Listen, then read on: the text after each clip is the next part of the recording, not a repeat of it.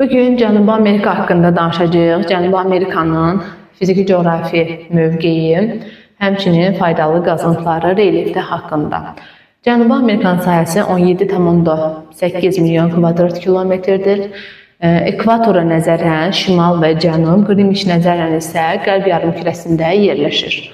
Cənubi Amerika iki işıqlanma qurşağında, böyük bir hissəsi tropik işıqlanma qurşağı, az bir hissəsi isə mülayim işıqlanma qurşağında yerləşir. Materiki Antarktida ilə ayıran boğaz Drake boğazıdır. Materiki Şimali Amerika ilə ayıran Panama bərzəxi vasitəsilə ayrılır. Ümumilikdə Cənubi Amerikanın Şimali Amerika ilə oxşar cəhəti odur ki, qərb hissəsi geosiqnal, yəni dağlıq hissələrdən, şərq hissəsi isə ovalıqlardan və yaylılardan, platform ərazisindən ibarətdir. Ucqar nöqtələrindən şimaldan Galinas burnudur, Kolumbiya ərazisindən düşür. Cənubdan Fraude burnudur, Çili ərazisindən düşür. Qərbdən Parinas burnudur. Şərqdən isə Cabo Branco burnudur. Cabo Branco burnu Braziliya ərazisindən düşür. Parinas isə Peru ərazisində yerləşir. Cənubi Amerikanın ən böyük dağlıq hissəsi And dağlarıdır. Bura həmçinin birinci mis qurşağı da adlanır. Burada yerləşən Çili və Peru ərazisində dünyanın birinci mis qurşağı yerləşir. And dağları haqqında danışmışkən, bura geosiqnal qurşaq olduğuna görə fəaliyyətdə olan vulkanlar var. Ekvatorda şimalda yerləşən Ruiz vulkanı Kolumbiya ərazisində yerləşir. Həmçinin artıq ekvatordan cənubda Ekvador ərazisində yerləşən Cotopaxi vulkanı. Daha sonra Çili ərazisində yerləşən San Pedro vulkanı, Çili ilə Argentina sərhədində yerləşən Liliaco vulkanı And dağlarının fəaliyyətdə olan vulkanlarıdır. Daha sonra burada sönmüş vulkanlar da var ki, Ekvador ərazisində yerləşən Chimborazo vulkanını misal göstərmək olar.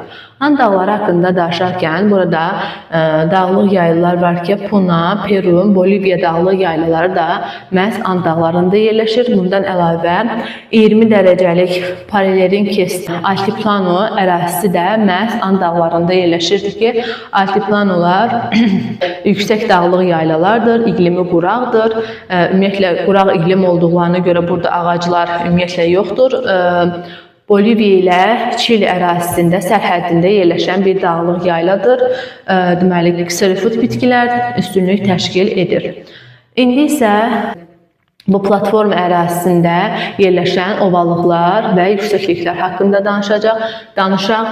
Materikin şimal hissəsində Orinoco ovalığı yerləşir.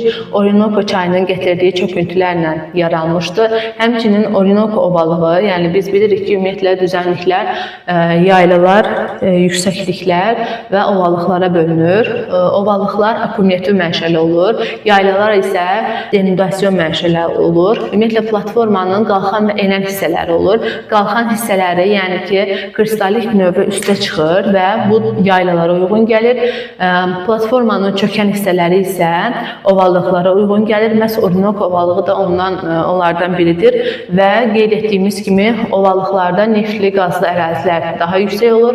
Orinoco ovalığında da neft qaz ehtiyatları ilə zəngindir. Guiana yaylası platformanın qalxan sipər hissələridir. Magmatik mənşəli, filiz faydalı qazıntılarla zəngindir.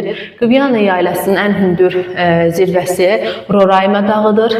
2875 metr hündürlüyündədir. Həmçinin Guiana yaylası üçün xas olan relye forması tepuilərdir. Tepuilər nədir? Tepuilər fiziki kimya başlama nəticəsində yaranır.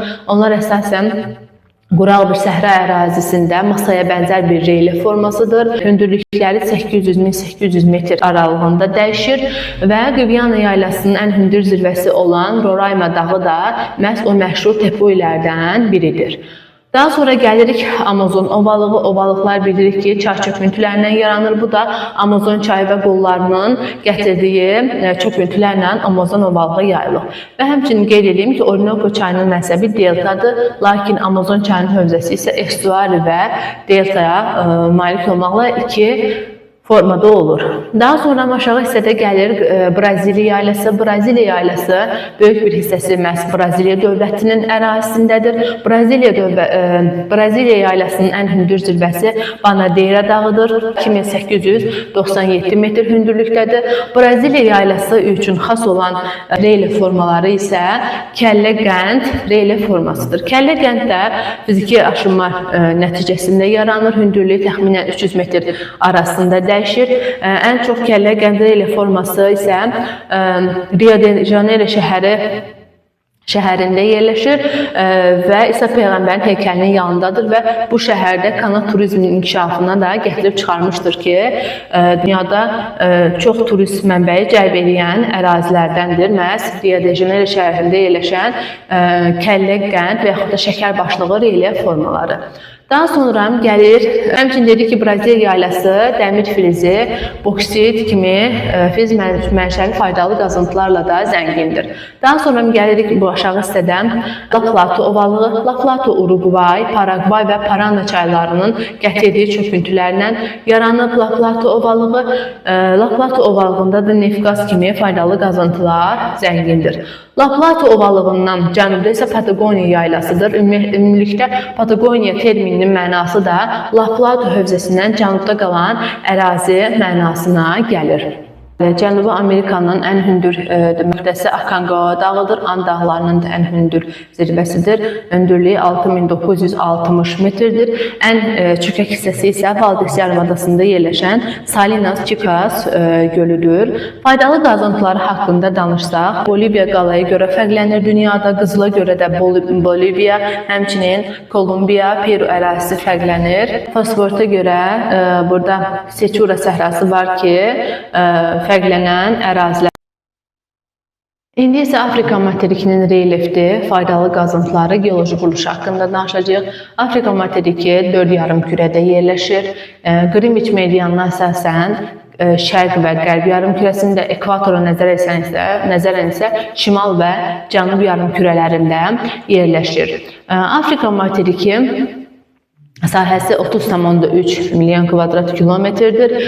Böyük bir hissəsi tropik işıqlanma, az bir hissəsi şimal mülayim və az bir hissəsi cənub mülayim olmaqla üç işıqlanma qurşağında yerləşir.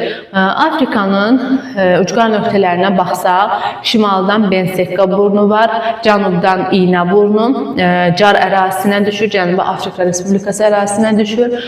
Daha sonra qərbdən Almadi burnu var, Senegal ərazisinə düşür. Şərqdən isə Ras Xəfun burnu Somali ərazisinə düşür.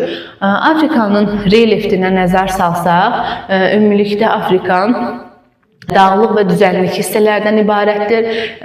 Şimal və qərb hissələri düzənlik relifdən, cənub və şərq hissəsi isə dağlıq relifdən ibarətdir. Həmçinin bunun yəni materikin həm platforma, həm də geosignal hissələri var. İndi isə Afrika materikinin suları haqqında, yəni hansı okeanlar sahillərini yuyur, onlar haqqında danışaq. Hind okean və Atlantik okean olmaqla iki okean sahillərini yuyur. Həmçinin dünyada ən böyük daxili dəniz olan Aralıq dənizi şimal hissəsində yerləşir və dünyada ən çox duzluğa malik olan Qırmızı dəniz, yəni 42 promil və bu materikin sahillərini yuyur. Aralıq dənizi haqqında danışmışkən Afrikanın Avropadan, yəni Pireneya yarımadasından Cəbəli Tarıq boğazı vasitəsilə ayrılır.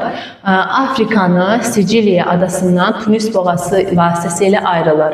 Həmçinin Afrika Ərəbistan yarımadasından və yaxud da ki